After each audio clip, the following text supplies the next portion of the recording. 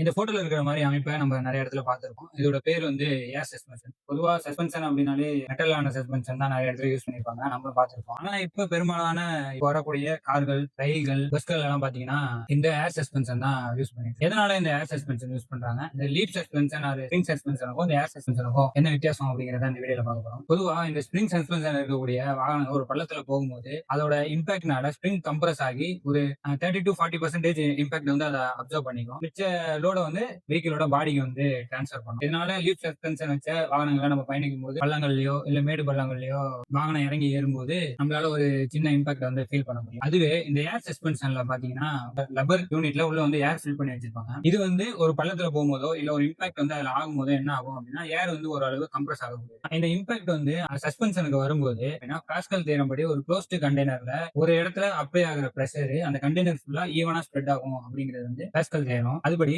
அதுல ஒரு இடத்துல ஏற்படக்கூடிய இம்பாக்ட் என்ன ஆகும்னா, அந்த சஸ்பென்ஷன் ஃபுல்லா உள்ள இருக்கிற ஏர்ல ஈவனா ஸ்ப்ரெட் ஆகும். அது மூலியமா ஒரு 60ல இருந்து 70% இம்பாக்ட் வந்து அதுலயே கண்ட்ரோல் ஆயிடும். அதுக்கு மேல இருக்கிற ஒரு 30% இம்பாக்ட் தான் வந்து நம்மளோட வெஹிக்கிளோட பாடிக்கு போகும்.